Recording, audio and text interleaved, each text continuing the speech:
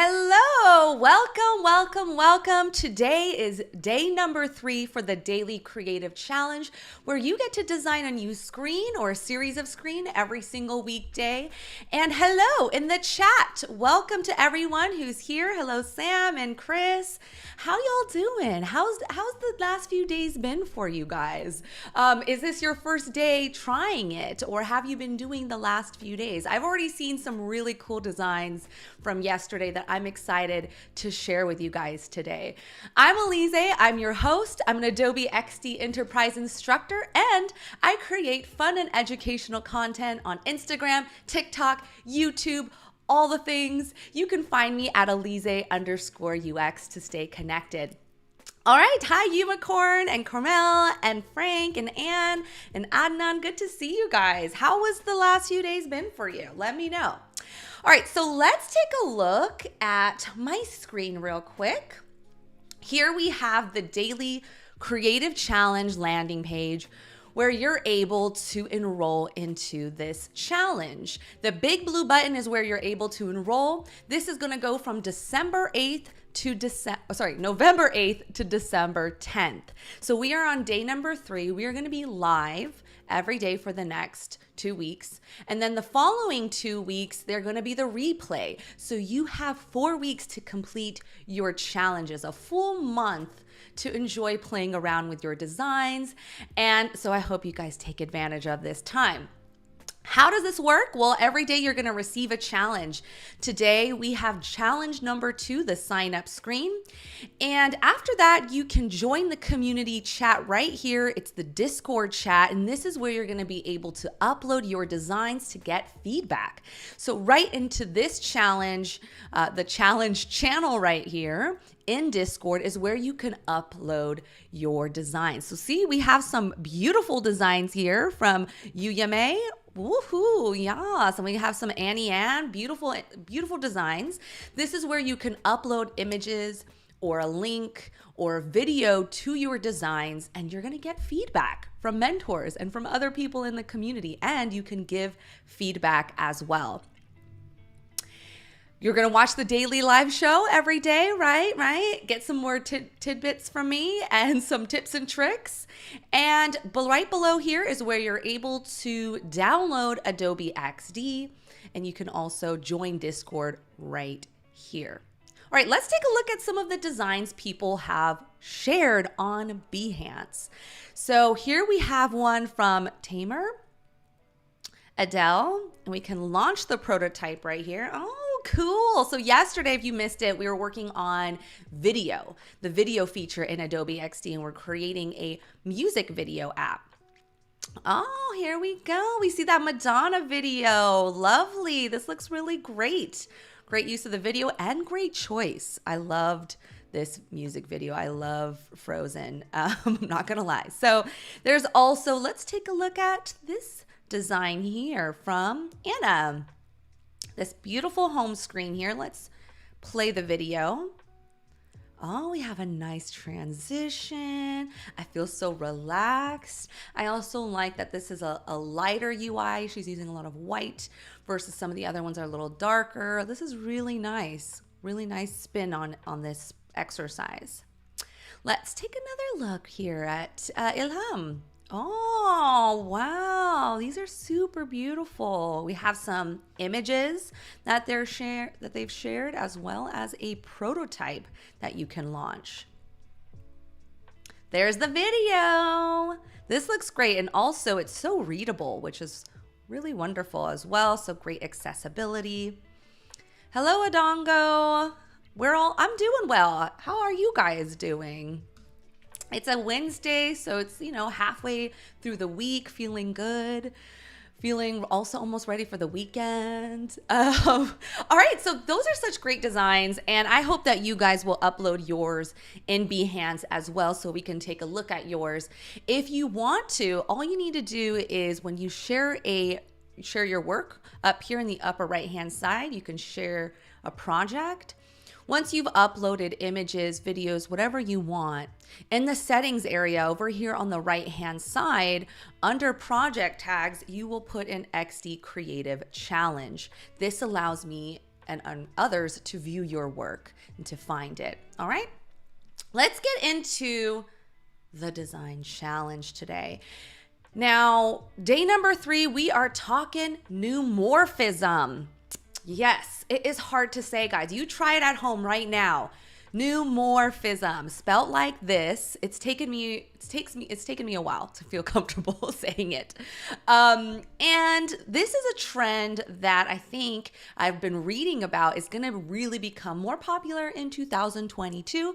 It started about 2 years ago, but it's continuing to become a big trend that we're going to see. And I'm going to talk to you a little bit more about some things to think about for neumorphism. So here, let's see, 2022 trend. If you guys also are just joining and you haven't done the previous 2 exercises, I am going to be covering 2022 trends, UX, UI trends. So that's what the next 2 weeks are going to consist of. This is neumorphism. I tried to spell it out for you as best as I can, neumorphism. And what it is, it has this plastic 3D look where it almost feels like a user could reach out into this button and touch it and feel it. And it has that real life experience. Looks pretty cool, right? Kind of like clay as well, plasticky clay feeling to it. Some of the attributes to it, it's very low contrast. Maybe even in your screen right now, it's going to be hard to see this design on the left-hand side. Has a really low contrast from the object to the background layer. You can see that this is a material style card, so this is a different type of shadow effect than neumorphism. You can see the difference between the two. It's much more subtle, which also kind of makes it bad for accessibility. But that's a topic for another day. This is the birth of neumorphism. This was a design that was uploaded onto Dribbble a few years ago, and it went viral, and everyone was like, whoa, look at this design. It's so cool, so futuristic. And from there, people have been starting to use it. This is the recipe for one of the kind of components that are more extruding, is that the word? Extruding? That are more coming out of the screen. So it has a light shadow on this left-hand side, on the top and the left, and then a darker shadow on the right and the bottom. And then the actual object is the same color as the background. What we're going to be working on is a sign-in screen using that neumorphism trend. Let's play around with this. How do you guys feel about neumorphism? Is this the first time you've seen it? Have you seen it before? And you're like, how do you do it? Have you been already using it a ton? Where are you guys at? Because honestly, for me, I just used it for the first time to do this exercise. I've been seeing it as a trend and I've been very curious, but I haven't tried it out myself until now. So I'm excited to talk about it. Here I have the screen I'm working with. We're going to recreate this. I'm going to first put this all on an artboard. I am going to select A on my keyboard as the shortcut to enable artboard. And then I'm going to select an artboard. Lauren also, Lauren likes it. Cool, I'm glad. I'm glad you're excited, Lauren. And Anne has seen it but didn't know the name. It's also hard to say the name even though you know it. It's like neumorphism? You'd feel smarter saying it for some reason. It feels sciencey to me. So here I have my artboard and I am going to lay down the color. And again, the color for this is going to be the same as the elements inside, like the fields and the buttons. So here I'm going to select this full artboard, and I can select the artboard by clicking the name over here on the upper top corner. And then from there, I am going to open up my libraries. I've already saved some of the colors that I want to use up here. So I'm going to select this light gray color. Now, something you don't want to do, I guess a best practice, you can't use white, complete white or complete black, because now you're not going to be able to see the lighter and darker shadows. So you have to use a lighter version or a different version of white, a lighter version, a darker version of white, or a lighter version of dark. And I'll show you how to do dark too if we have some time. Here is the background. I'm going to just get straight into the field here and recreate this. I'm going to use R on my keyboard for the shortcut to make a rectangle. I am going to bring in, zoom in, go into this inner circle and pull it all the way in so that it has those rounded corners, feels friendly. Maybe make it a little smaller. From there, I'm going to get rid of that border color, and I'm going to make the fill color the same as the background. So it's disappeared, it's gone, it's invisible, but don't worry, we're gonna make some changes to this. So now I am going to add some inner shadows. This is kind of more that inset look, inset into the background, where it looks like it's kind of being carved into that background. And you can see that there's a lighter shadow here and then a darker shadow within here on this left-hand side. It's almost like a light is being shown over here, and you can just see it, that light off the right and bottom. So in order to do so, I'm going to put in a inner shadow.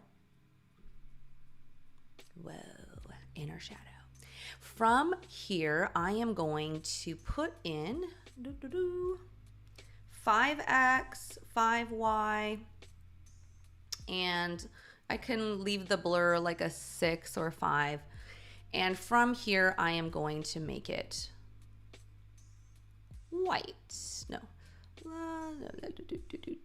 Let's actually make this little darker bluish. Okay. I'm gonna just use my little eyedropper and then select this color. It's just like a little bit darker than the color I'm using in the background, just a tad. So that's kind of what you can think of. If you don't want to use light blue, you can use like a dark gray, and then you're just going to use like something that's a tad darker for that shadow. Okay, so now I have this piece, and I need to now make that white inner shadow. So I'm going to copy it and paste it and make another version of it. This time round, I am going to change this to the white, and then I need to change my X to actually be -5 and -y. So it's the opposite of the previous one. And then I'm just going to get rid of that fill inside so I can see just the background inside. So there, we already have it. Oh my gosh, isn't that kind of like magic? When I first did it myself, I was like, oh my gosh, this looks so good. Okay, congratulations. So maybe you guys will feel that way too. How do you feel about it? It wasn't that hard, right? It seems like it's gonna be more challenging than it is. So we have that. It already feels like it has that inset. And now I'm going to lay some text on top. I'm selecting T for text on my keyboard, and I'm just gonna type in email address because this is a login page, login screen. And I'm gonna select this and use like a darker text there. And make that a bit smaller. Now, once that piece is there, I'm gonna reuse this over and over again. Basically, I'm going to use it here for the email, but then for the password, and maybe if I was working on a full site, I would be using that component, what is what we call it, over and over and over again. So I am going to grab all of those layers, that background layer, that light layer, the text layer, and I'm going to make this a component. So over here on the upper right hand side, there's a plus button next to where it says component, and now it's a component. If you're like, what does that mean? Don't worry, I'll explain. You'll see on the upper left hand corner, there's a green diamond.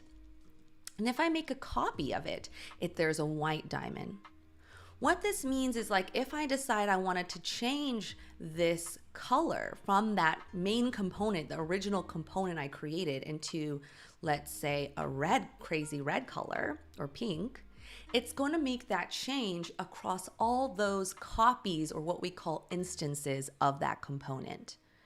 It just makes it so much easier when I need to update my fields. I decide, oh, I really don't like that color, I want to change it, or I want to change even the shadow or what have you, because we're constantly changing our minds as designers, right? Or updating.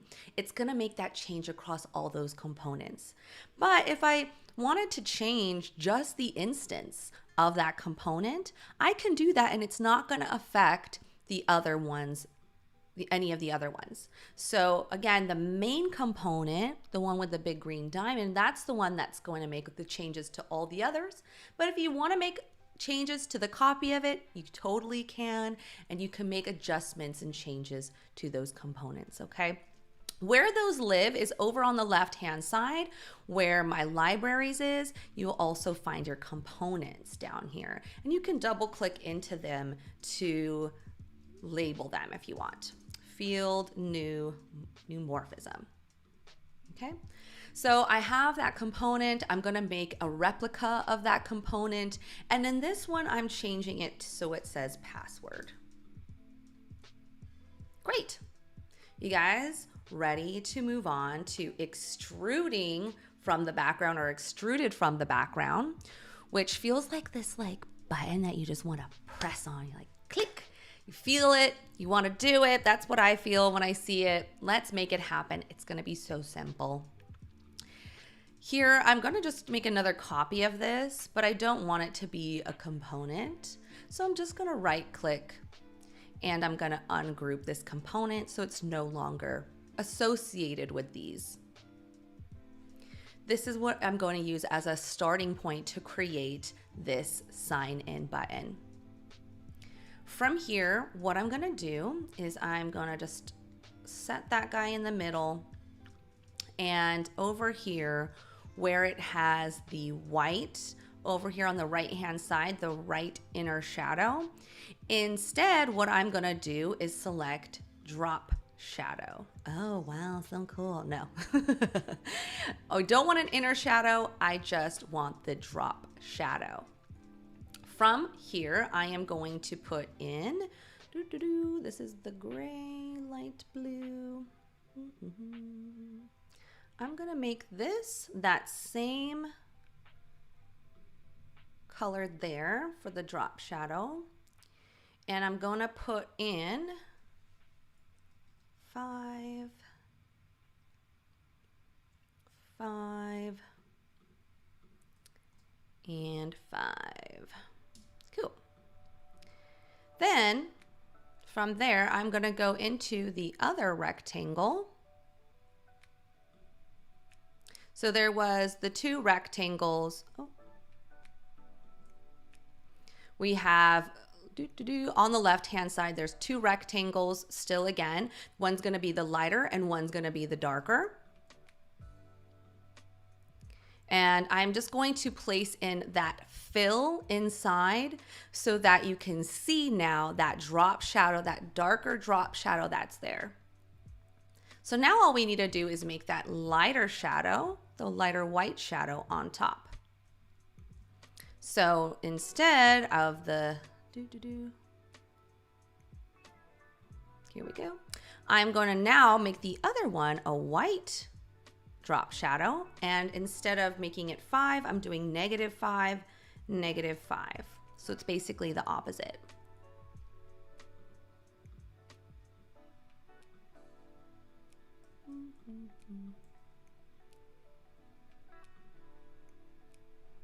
What happened to my thing? What happened to my thing?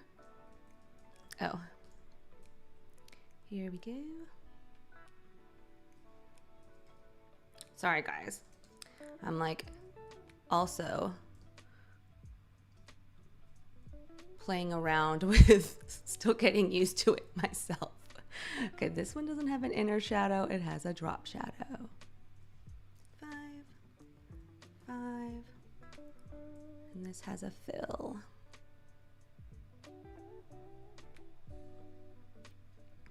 Okay, sorry guys, that was... Need to make this drop shadow, the darker one. There we go. Okay, so let me just break that down again for you so I can show you that those two rectangles separately. Let's just move the word for now.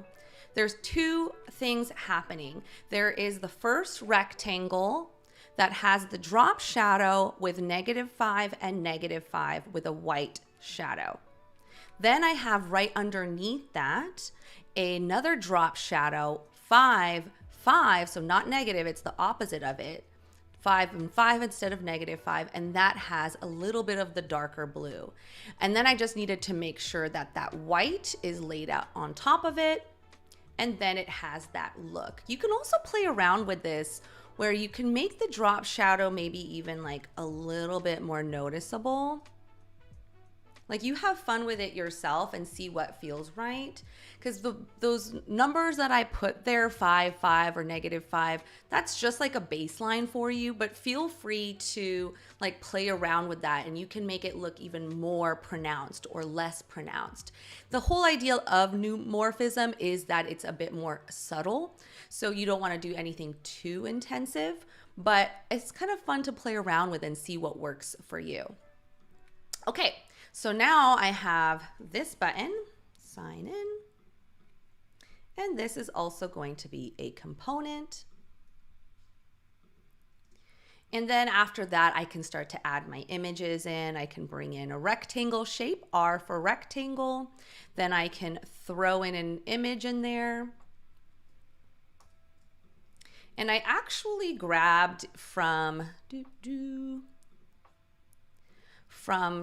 Adobe stock this type of shape. You can also search in Adobe stock for vector shapes. I'm not great at making vector shapes. So that's what I do is I go on Adobe stock, I find vector shapes in Illustrator files, and you can open up Illustrator files in Adobe XD. So you don't even ever have to get into Illustrator. Makes it really easy. So if I do something like that, I can grab those two elements. So I'm grabbing that background image with this shape, and then I'm selecting mask with shape to get that like kind of fun feel there, that little swirly whirly. Then I can again just keep double clicking to get into that background layer, and I can make it bigger or smaller depending on the shape that I'm selecting. Just make that a little smaller. Yeah, there we go. So cute. Then you'll just put in that final, put in this final text, and you got your sign-in screen. Yay. Now, once you have that, you're going to be ready to share it. You're going to want to show it to everyone, right? Because you're like, look at the great work that I did. So from here, what you'll do is you can, if you just want to share the image, you have the option to select the artboard, file, export selected as an image, okay? And you can export that as a PNG image, and that allows you to upload it into Discord. Let's say you want to share this to Behance. You can, when this artboard is selected, I'm gonna see this share icon, and when I select that, it's gonna create a link for me. Once it's created that link, I have a couple options. You can just have this link and you can paste it into any sort of browser. Any sort of browser, and then you can see that link from there. So this is an option if you want to get feedback from other people, etc. But you also now have this option to upload it straight to Behance. So over on the right hand side, I can select the little Behance logo, which is going to open up Behance and already start to create a project for me. This is the fastest way if you want to just upload your work into Behance. So here I have my design. I can also select text if I wanted to add some text into it. My neumorphism, right? You can add text, you can add images, you can add videos. You can also reorder your project. So if you want to have the text on top, you can do that. So you can really play around with that. But what's most important is that you go into settings and you use the XD Creative Challenge tag so that we can all see your work. And it's just that simple now to upload your stuff on Behance and start growing your portfolio and getting your work out there and in front of people. Just from having my own profile on Behance, I get tons of people who reach out to me for projects. So this is such a great way to, potentially get some work out there as well. All right, that's all the pieces there. I am super excited to see your guys' neumorphism projects and excited to see what you do with it. You can go for a darker mode, you can go for different colors, have fun, play around, and I hope to see you guys tomorrow for day 4. Have a great rest of your day. Bye.